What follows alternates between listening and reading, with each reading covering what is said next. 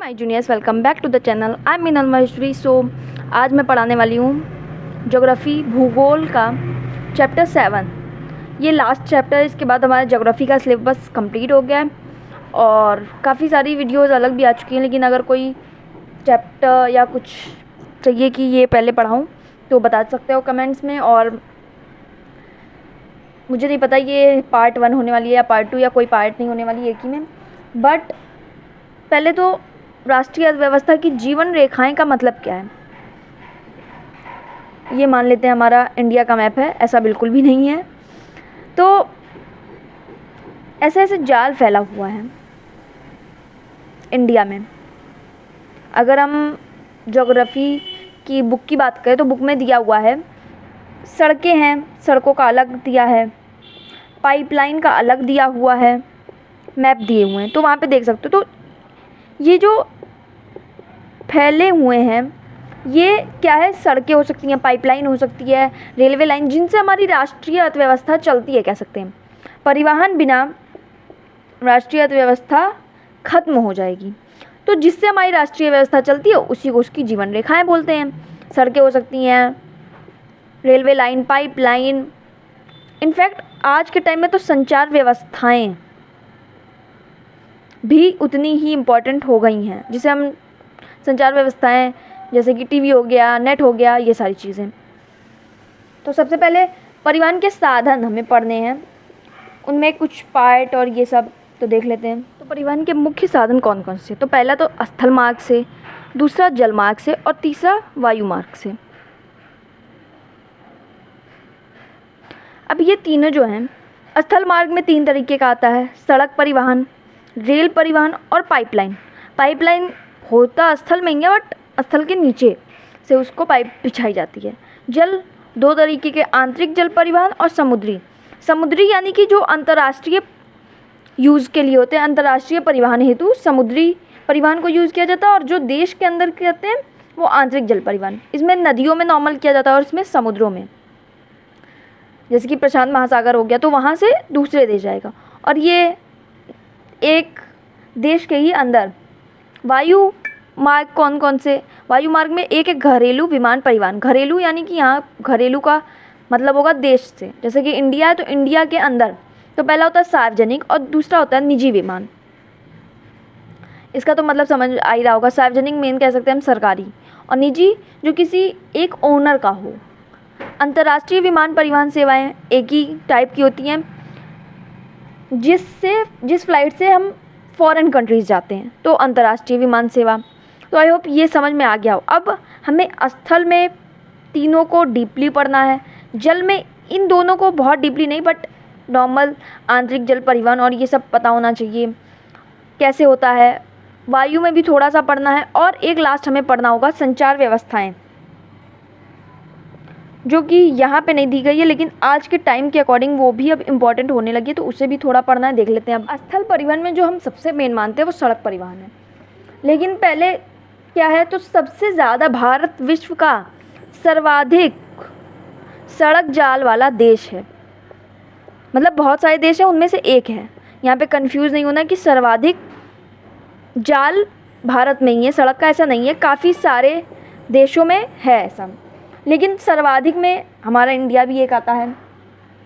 सड़क जाल लगभग 54.7 लाख किलोमीटर में फैला हुआ है। ये बहुत बड़ा कह सकते हैं। सड़क परिवहन हमारा एक हिस्सा है और सड़क परिवहन इजी भी होता है। अब रेल परिवहन और सड़क परिवहन में कई बार एग्ज़ाम में नंबर देने वाला क्वेश्चन है ये। दोनों में क्या डिफरेंसेस हैं, सड़क परिवहन कैसे अधिक सुविधाजनक है रेल परिवहन से, ऐसे कई टाइप के क्वेश्चन बनते हैं लेकिन एक ही आंसर होता है। तो आपकी बुक में एनसीईआरटी में डायरेक्ट पॉइंट वाइज दिया भी है, तो वहाँ से देख सकते हो, या फिर केवल एनसीईआरटी को रखे रहो और जहाँ जहाँ मैं बोल रही हूँ वहाँ केवल हाईलाइट करते जाना है, बिकॉज सारी लाइन वही है, मैं कुछ नया नहीं बता रही हूँ। सो सब कुछ उसमें मिल जाएगा। अब रेलवे लाइन की अपेक्षा सड़कों की निर्माण लागत जो है वो बहुत कम होती है। इसमें निर्माण लागत क्या है, बहुत ज़्यादा होती है। इसमें लोग ज़्यादा चाहिए, एक काम होता है तो 1 साल चला जाता है, वो थोड़ा सरकार की वजह से, बट इसमें टाइम भी बहुत लगता है और ये लागत भी इसमें कम होती है। और ये क्या होता है, घर से हमें जहाँ जाना है हमें मंजिल पे पहुँचाएगा, कह सकते हैं। ये क्या है, घर से हम जाएंगे स्टेशन, स्टेशन से दूसरे स्टेशन हमें पहुँचाएगा, देन हमें फिर से सड़क परिवहन का ही यूज़ करके हमें मंजिल पे पहुंचना होगा। मंजिल मैं लिख दे रही हूँ, बाकी कुछ भी हो सकता है। और कौन सा है, तो ये कहीं भी ढाल वाले एरिया में भी सड़क बनाई जा सकती है, पहाड़ों पे बनाई जाती है।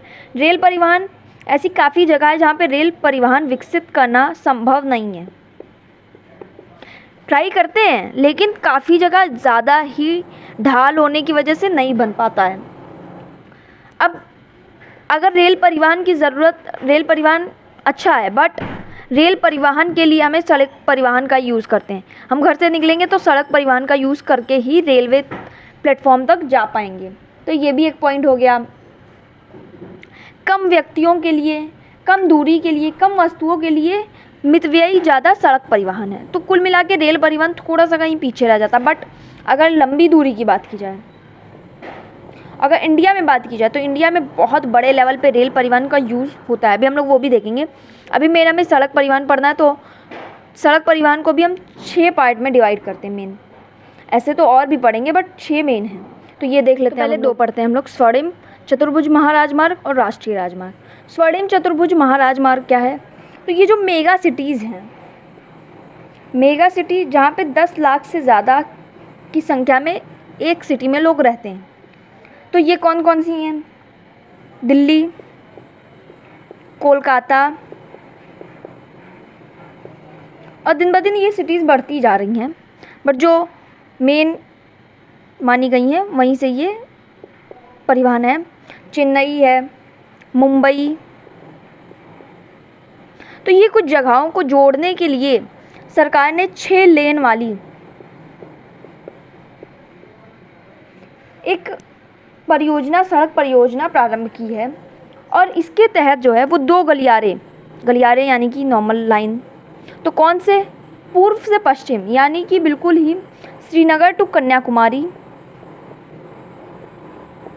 और दूसरा कहाँ से, तो पूर्व से पश्चिम यानी कि कहाँ से, पोरबंदर से सिलचर तक।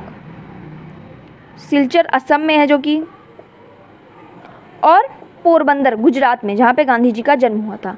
दोनों जगह से इसे प्रस्तावित किया गया है और दोनों को ये जोड़ेगा। इस महाराजमार्ग के प्रमुख उद्देश्य भारत के मेगा सिटीज़ को जोड़ना है।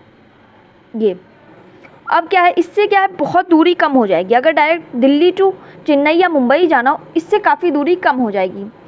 यह राजमार्ग भारत के राष्ट्रीय राजमार्ग प्राधिकरण, ये क्वेश्चन MCQ का है, कहाँ से, इसके अंतर्गत बनाया जा रहा है। इसकी जो परियोजना है राष्ट्रीय राजमार्ग प्राधिकरण, इसको शॉर्ट फॉर्म में हम बोलते हैं NHAI। तो इसके तहत इसको बनाया जा रहा है और ये केंद्रीय सरकार के अंतर्गत आता है। राष्ट्रीय राजमार्ग क्या है, तो देश के दूरस्थ भागों को जोड़ने के लिए। ये क्या है, ये छोटा होता है स्वर्णिम चतुर्भुज महाराजमार्ग से, लेकिन क्या है, दूरस्थ भागों को ये भी जोड़ने का कार्य करता है। ये ऐसा प्राथमिक सड़क तंत्र है जो कि जिसका निर्माण रख रखाव केंद्रीय लोक निर्माण विभाग के अंतर्गत किया गया था। ये भी याद रखने वाला पॉइंट है थोड़ा, क्योंकि काफ़ी ज़्यादा ज्योग्राफी में समझने से ज़्यादा चीज़ें ऐसी, इस बार हमें 10th का सिलेबस ऐसा है कि हमें लर्न करनी पड़ेगी उसे। इसको शॉर्ट फॉर्म में बोलते हैं CPWD, और कॉपी लेके रखते रहो और लिखते रहो। जो मैं यहाँ लिख रही हूँ, मैं बहुत कबाड़ में लिख रही हूँ, बाकी अच्छे से लिखते रहो। तो जो सबसे NH1, हम हमेशा NH में जो भी हाईवेज होते हैं NH1 कोई आसपास में होगा, तो NH47, NH2, NH5 जो जैसे जैसे बनते गए लाइन से, तो NH1 दिल्ली टू अमृतसर बनाया गया है। दिल्ली व अमृतसर के मध्य ऐतिहासिक शेर शाह सूरी, इसका नाम क्या है, स्पेशल नाम दिया गया है, शेर शाह सूरी के नाम पे इसका नाम रखा गया है NH1, या फिर राष्ट्रीय नेशनल हाईवे यानी कि राष्ट्रीय राजमार्ग संख्या 1 के नाम से जाना जाता है, दिल्ली टू अमृतसर वाले को। अब और भी है वो देख, राज्य राजमार्ग समझ में आ रहा है किसी राज्य के अंदर, लेकिन राज्यों की राजधानी को जिला मुख्यालयों से जोड़ता है। हर जिले में ये पाई जाएंगी। राज्य राजमार्ग राजधानी को जिला मुख्यालयों से जोड़ने का इसका काम होता है, और इन सड़कों को राजमार्ग इसीलिए बोलते हैं। अब ऐसा नहीं है कि राज्य का मतलब यहाँ अलग अलग राज्यों से जोड़ेंगी, तो ये थोड़ा सा पॉइंट याद रखना है, वरना कंफ्यूज हो सकते हो। राज्य तथा केंद्र शासित क्षेत्रों में इनका व्यवस्था और निर्माण का दायित्व सार्वजनिक निर्माण विभाग, जिसे हम बोल सकते हैं PWD, के अंतर्गत होता है। तो इतना ही पॉइंट था इसमें। अब जिला मार्ग क्या है?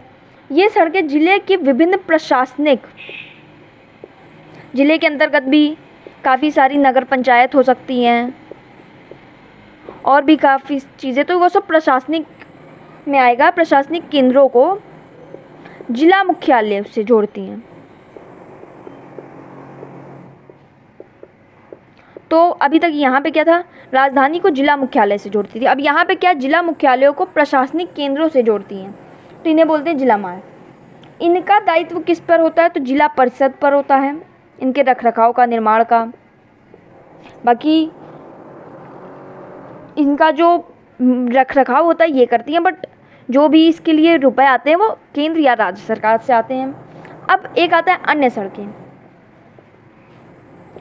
मैं यहीं पे बता दे रही हूँ, बाकी 6 पार्ट में ये 5वां पार्ट है, तो इसको अंडर एस्टिमेट नहीं करना है।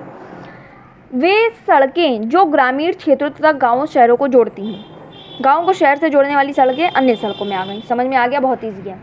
इसको किसके तहत बनाया जा रहा है? तो प्रधानमंत्री ग्रामीण सड़क परियोजना, काफ़ी फेमस हुई है ये। प्रधानमंत्री को मैं PM लिख दे रही हूँ, प्रधानमंत्री ग्रामीण सड़क परियोजना। ये काफ़ी ज़्यादा, इसके तहत बहुत ज़्यादा सड़कें बनाई गई हैं और बहुत सड़क व्यवस्था को भारत की अच्छा किया गया है। तो इससे क्या है कि प्रत्येक गांव को प्रमुख शहरों से पक्की सड़कों से जोड़ा जाएगा। पहले क्या होता था? बहुत कच्ची सड़कें। अब इन चीज़ों से सड़क परिवहन को और बढ़ाया जा रहा है, बढ़ावा दिया जा रहा है। अब सीमांत सड़कें 6 टाइप, इसको भी अंडर एस्टिमेट नहीं करना है। जब पूरा लॉन्ग में आ गया तो 6 को लिखना होगा, तो याद रखना है। सीमांत सड़कें बहुत ईजी। सीमा के अंत में जो सड़कें, यानी कि बॉर्डर से लगे, सीमा के पार्ट से लगे जो सड़कें बनाई जाती हैं, उन्हें सीमा सड़क कहते हैं, सीमांत सड़कें कहते हैं। ये संगठन, इसको बनाने के लिए एक संगठन तैयार किया गया, उसको 1960 में बनाया गया था, जिस संगठन को बोलते हैं सीमा सड़क संगठन। 1960 में बनाया गया। इससे क्या करते? मेन हमारा जो पहाड़ी इलाकों पे, जैसे कि चीन की जो बॉर्डर है वो पहाड़ी, तो वहाँ से सड़कें बनाते हैं, सो दैट कोई भी सामान, सैन्य, सशस्त्र बलों को पहुँचाना हो या हथियारों को पहुँचाना हो, तो इन सड़कों द्वारा डायरेक्ट उन तक पहुँचाया जा सके। या फिर कभी युद्ध में बहुत जल्दी होती है, हथियारों को तुरंत पहुँचाना होता है, तो उसके लिए इन सड़कों का निर्माण किया गया है, राष्ट्रीय सुरक्षा को बढ़ावा देने के लिए। तो आई होप ये 6 समझ में आ गया हो। अब सड़क निर्माण में, निर्माण के अकॉर्डिंग 2 तरीके की सड़क होती हैं, पहली कच्ची और दूसरी पक्की। अब ऐसा नहीं है लॉन्ग आंसर में आएगा तो ये 6 हो गए, नहीं याद है तो कच्ची पक्की लिखाना, ऐसे मत करना, नंबर उड़ सकते हैं, कट सकते हैं मतलब। तो पक्की सड़कें जो होती हैं वो 12 होती हैं, कच्ची जो होती हैं वो बारिश के मौसम में बिल्कुल ही ख़राब हो जाती हैं। तो अब सड़क परिवहन हो गया। अब रेल परिवहन, रेल परिवहन को चालाकी से देखें तो रेल परिवहन जब आएगा तो सड़क परिवहन वर्सेस क्या लिख देना है हमें पहले तो टॉपिक में, बिकॉज बहुत ज़्यादा इसमें नहीं दिया गया है, बस केवल पढ़ने लायक चीज़ें हैं, तो वो देख सकते हो बुक से। और अगर रेल परिवहन डीपली में आता है तो सड़क परिवहन वर्सेस रेल परिवहन लिख देंगे हम। पॉइंट बनाने का मैं आइडिया बता रही हूँ, बोर्ड्स में काफ़ी हेल्पफुल होगा। अब रेल परिवहन की इससे पहले कुछ बेसिक चीज़ें लिख सकते हो, जैसे कि बहुत अच्छे अच्छे पॉइंट जो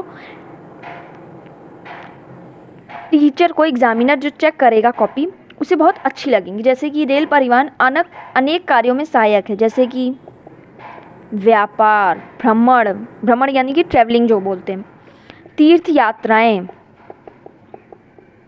वह लंबी दूरी तक सामान पहुंचाने के लिए। ये सब कुछ पॉइंट्स हैं। और एक पॉइंट जो बहुत फैक्चुअल पॉइंट है, जो हमारी बुक का ही है, 1853 में मुंबई टू थाने जिसे बोलते हैं, या ठाणे भी बोलते हैं, ठाणे के लिए सबसे पहली जो चलाई गई थी ट्रेन 34 किलोमीटर के अंतर्गत। तो ये पॉइंट्स कुछ ऐसे हैं जो एग्जामिनर को काफ़ी अच्छे लग सकते हैं। और बाकी बोल सकते हो कि पहाड़ों पे नहीं चल सकती, गुजरात के दलदली भागों में बहुत प्रॉब्लम, इसे विकसित करना बहुत प्रॉब्लम है, और ऐसे ऐसे काफ़ी पॉइंट्स बना सकते हो। तो मेन यही कुछ चीज़ें याद रखना, बाकी और तो बहुत फैक्चुअल चीज़ें नहीं बताई गई हैं, तो एक बार पढ़ लेना रेल परिवहन का जो भी दिया है बुक में। अब पाइपलाइन देख लेते हैं। पाइपलाइन की सुविधाएं जो आज के टाइम में वो बढ़ती ही जा रही हैं। पहले क्या होता था, पहले केवल शहरों में पानी हेतु यूज़ किया जाता था इसे, शहरों में पानी के लिए केवल। बट आज के टाइम में क्या है, इसका बहुत ज़्यादा उपयोग किया जा रहा है, जैसे कि कच्चे तेल, पेट्रोल, डीजल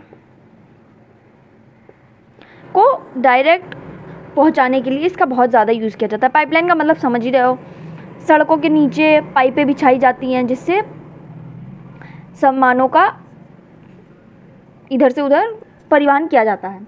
तो अब कुछ ठोस पदार्थ भी हैं जिनका परिवहन किया जाता है पाइपलाइन द्वारा, तो कैसे, संभव ही नहीं है क्योंकि ठोस पदार्थ हैं। तो उनको क्या किया जाता है, उनको तरल अवस्था में बदला जाता है एंड देन उनका परिवहन किया जाता है। कुछ ही चीज़ें ऐसी हैं, हर चीज़ का ऐसे परिवहन नहीं किया जा सकता है। सुदूर आंतरिक भागों में स्थित शोधनशालाएं जैसे बरौनी, मथुरा, पानीपत तथा गैस पर आधारित उर्वरक मैं हर वीडियो में बताती हूँ क्या होता है। तो उर्वरक कारखानों की स्थापना पाइपलाइनों के जाल के कारण ही संभव है। अगेन एनसीईआरटी में या कोई भी और भी बुक में मिल सकता है, मैं एनसीईआरटी ही प्रीफर करती हूँ। तो एनसीईआरटी में पूरा मैप दिया हुआ है, कैसे जाल पूरा फैला हुआ है, पाइपलाइन का बहुत बड़ा जाल है, तो देख लेना, समझ में आ जाएगा काफ़ी चीज़ें। उससे भी मैप वर्क में क्वेश्चन आता है, तो उसको अंडर एस्टिमेट नहीं करना है मैप को भी। उर्वरक है। और अब 3 तरीके के जो मेन पाइपलाइन बिछी है हमारे देश में, वो कौन कौन सी है। ऊपरी असम के तेल क्षेत्रों में, तेल क्षेत्र कहाँ है, असम में है, असम जानते ही हो। मान लिया ये मैप है, बहुत रफली मैप बना रही हूँ तो बिल्कुल इस पर मत जाना। यहाँ पे असम है, वहाँ के जो गुवाहाटी, बरौनी व इलाहाबाद के रास्ते कानपुर, उत्तर प्रदेश बीच में है, तक जाता है। इसकी एक शाखा बरौनी से राजबंद होकर हल्दिया तथा दूसरी राजबंद से मौरी ग्राम तक तथा गुवाहाटी से सिलीगुड़ी तक पहुँचती है। मैप अपनी जो भी बुक हो उसमें खोल लो और तब समझो, क्योंकि उसी में चीज़ें दी हुई हैं, उसमें डायरेक्ट आपको मैप में पूरा बताया यहाँ से यहाँ जाता है, तो उसमें डायरेक्ट आपको दिख जाएगा कैसे असम से यूपी और हल्दिया तक पहुँचाई जाती हैं। दूसरा है गुजरात कहीं ये मान रहे हैं हम, इसको सीरियस नहीं लेना है।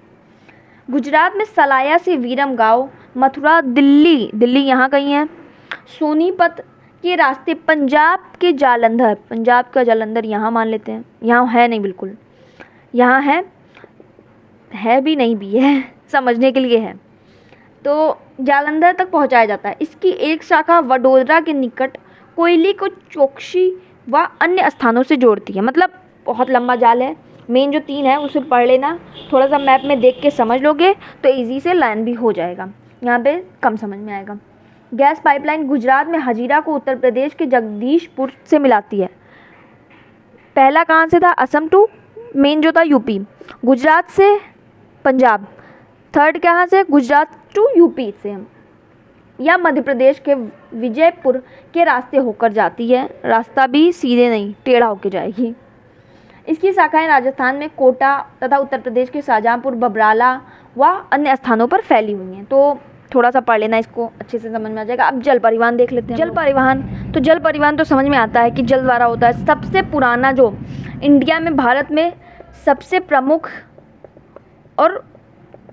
नहीं बट सबसे पुराना जो फेमस है, पहले जब हम हिस्ट्री की बात करें तो हिस्ट्री में हम सबसे ज़्यादा जल परिवहन को देखते हैं, क्योंकि उसमें रेल परिवहन था नहीं, सड़क परिवहन केवल कुछ ही जगह तक लिमिटेड होता था। तो जल परिवहन बहुत ज़्यादा उस टाइम पे कह सकते हैं फेमस था, पॉपुलर था। भारत में अंतःस्थलीय नौसंचालन जलमार्ग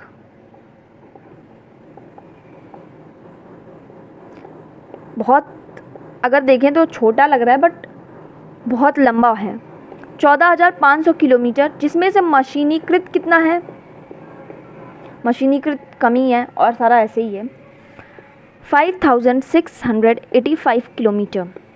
ये कुछ फैक्चुअल चीज़ें याद रख लेना, कर पाओ तो। कुछ जलमार्ग ऐसे हैं जो भारत सरकार द्वारा राष्ट्रीय जलमार्ग घोषित किए गए हैं। राष्ट्रीय जलमार्ग जैसे कि NH होता है, वो क्या होता है, नेशनल हाईवे, राष्ट्रीय राजमार्ग। ये क्या है, राष्ट्रीय जलमार्ग।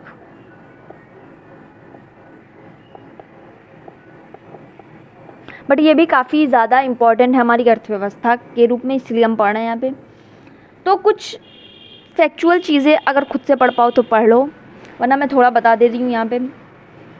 हल्दिया टू इलाहाबाद के मध्य गंगा जलमार्ग है जो कि 1620 किलोमीटर में फैला हुआ है।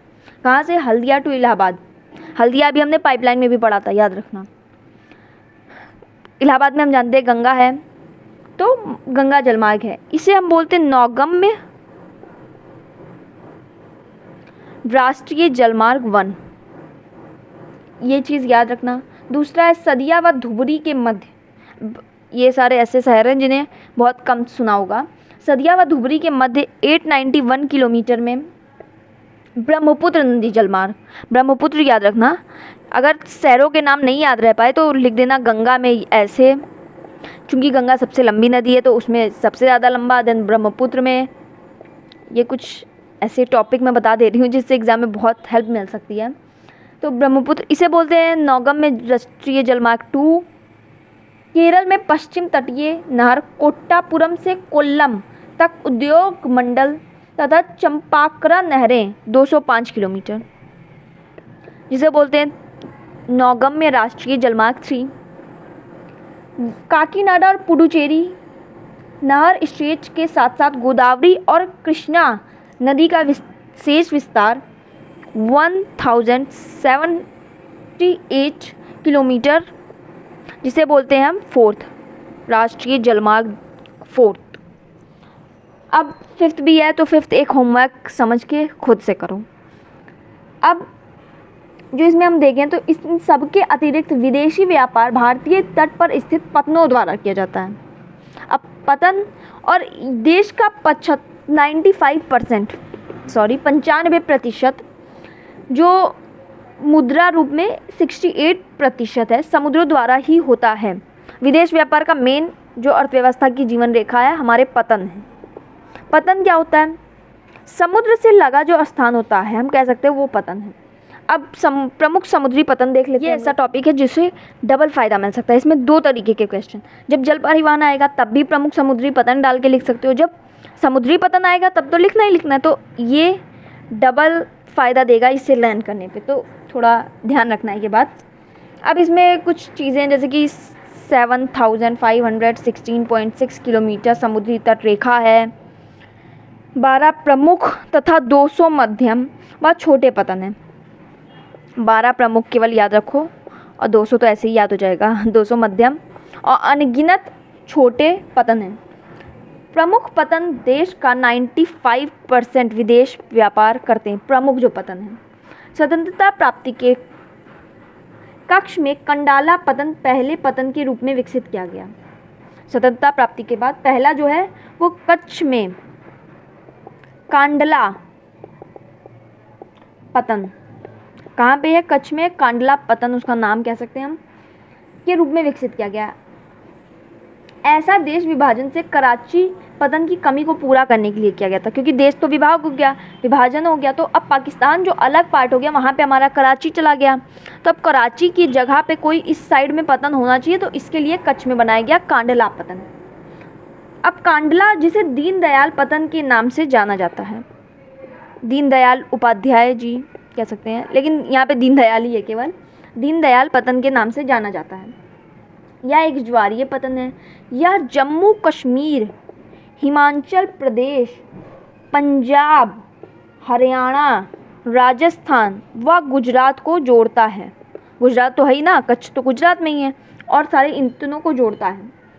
मुंबई वृहत्तम पतन, जो दूसरा है मुंबई वृहत्तम पतन, क्योंकि हम जानते हैं मुंबई के आसपास काफ़ी ज़्यादा जल की मात्रा है, पानी है, तो वहाँ पे है कौन सा, जवाहरलाल, JLN लिख देती हूँ, जवाहरलाल नेहरू।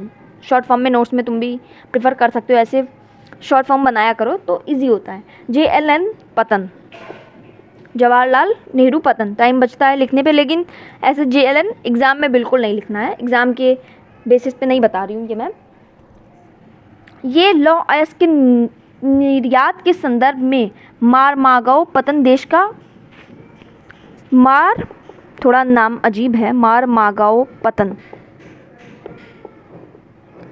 क्योंकि हमारे देश से लोहे का बहुत अधिक निर्यात होता है, तो उसके लिए ये बहुत देश का महत्वपूर्ण पतन है। यहाँ से देश के कुल निर्यात का 50% अकेले लौह अयस्क का, या मेन तो लौह अयस्क का होता है, बाकी और भी होते हैं। कर्नाटक में स्थित न्यू मैंगलोर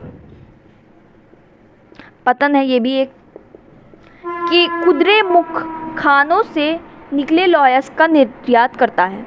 खदान कौन सी, कुद्रेमुख खानों से निकले लौह अयस्क का निर्यात करता है। यहाँ पे 50% और बाकी कुछ यहाँ से भी होता है। सुदूर दक्षिण पश्चिम में कोची पतन है, कोची पतन। ये सब पतन बहुत, इसको सबसे अच्छा लर्न करने का तरीका है, मैप लेके बैठो और मैप में एक एक जगह देखो और उसको पॉइंट करो खुद से। जहाँ 5 बार पॉइंट करोगे सब याद हो जाने वाला है, तो ये एक ट्रिक है, याद कर सकते हो। यह एक लैगून के मुहाने पर स्थित एक प्राकृतिक पोताश्रय है, प्राकृतिक है, ये याद रखना है। अगर प्राकृतिक में इंपॉर्टेंट में पूछा जाए तो कोची पतन नाम लिख के आना है। और भी बहुत सारे हैं, जैसे कि पूर्वी तट के तमिलनाडु में दक्षिण पूर्वी छोर पर तुतीकोरन पतन है। जितना याद कर पाना अच्छे से करना, वरना सारे लर्न करने के चक्कर में ऐसा नहीं करना है कि कुछ भी ना याद रह जाए एग्जाम में। तो अगर तुतीकरण नहीं भी याद होता है तो इतने जितने अभी पहले बताएं उतने में भी काम होता है। ये भी क्या है, एक प्राकृतिक पोताश्रय पतन है, इसकी पृष्ठभूमि भी अत्यंत समृद्ध है। ये जो पतन है क्या है, श्रीलंका, मालदीव आदि से हमें जोड़ता है, इसके व्यापार में बहुत हेल्पफुल है तुतीकोरन पतन। चेन्नई हमारे देश का प्राचीनतम कृत्रिम है, ये तो याद करना ही पड़ेगा बिकॉज ये MCQ के लिए बहुत इंपॉर्टेंट है।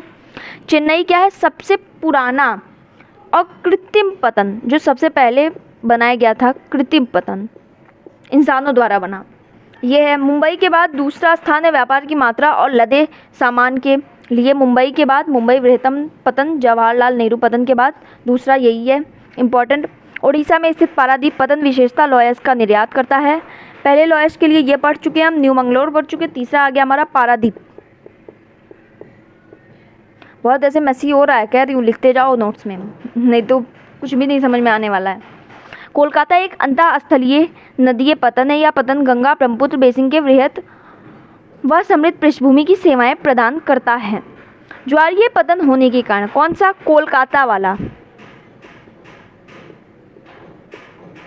चेन्नई कोलकाता दोनों अलग अलग। कोलकाता में कौन सा ज्वारीय पतन है, तो हुगली के तलछट जमाव से इसे नियमित रूप से साफ करना पड़ता है। हल्दिया सहायक पतन के रूप में विकसित हुआ है कोलकाता के।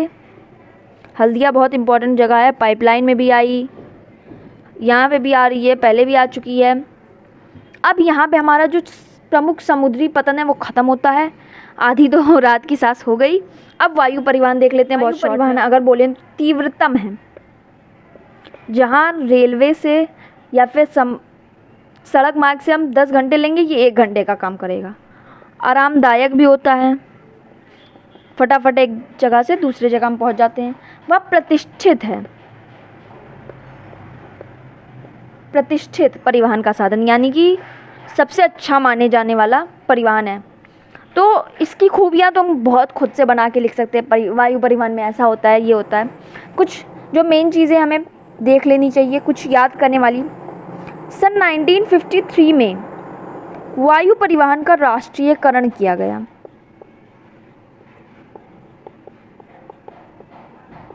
राष्ट्रीयकरण अब 1953 को रिलेट करना है हमें कहाँ से, मुंबई टू ठाणे के बीच में जो 34 किलोमीटर की चलाई गई थी ट्रेन, 34 किलोमीटर में पहली बार 1953 में वो भी चली थी, उसी साल राष्ट्रीयकरण हुआ था और 1953 तक हमारा देश आज़ाद हो चुका था। आज़ादी के 6 साल हो चुके थे। सारी चीज़ें रिलेट की, जल्दी याद होगा, ऐसे ही नहीं बता रही हूँ मैं। एयर इंडिया घरेलू और अंतर्राष्ट्रीय सेवाएं भी प्रदान करता है। एयर इंडिया जो सरकारी था, अब इसे टाटा को बेच दिया गया है रिसेंटली, अभी 1 साल के अंदर की बात है ये, तो अब ये सरकारी नहीं रह चुका है। इससे बहुत सारी चीज़ों का दुर्लभ भूभागों जैसे उत्तर पूर्वी राज्य जम्मू एंड कश्मीर, हिमाचल प्रदेश, उत्तराखंड जो कि हमारे इंडिया का यूके है, के आंतरिक क्षेत्रों में हेलीकॉप्टर सेवाएं उपलब्ध कराता है एयर इंडिया। हवाई यात्रा सभी व्यक्तियों की पहुंच में नहीं है। क्यों नहीं है? क्योंकि ये नॉर्मल सड़क परिवहन से, रेलवे से महंगा होता है, इसलिए सबकी पहुंच में नहीं है। और खासकर इंडिया में केवल उत्तर पूर्वी राज्यों में इन सेवाओं को आम आदमी तक उपलब्ध कराने हेतु विशेष प्रबंध किए गए हैं।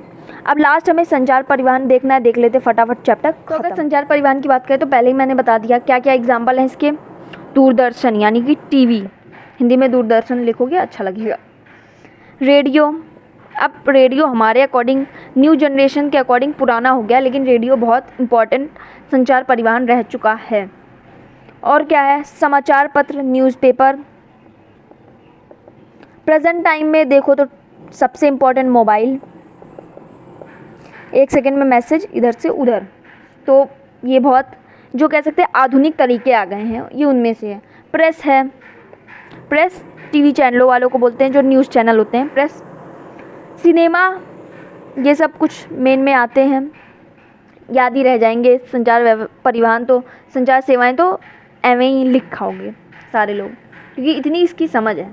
कार्ड का लिफाफा बंद चिट्ठी पहली श्रेणी की डाक समझी जाती है।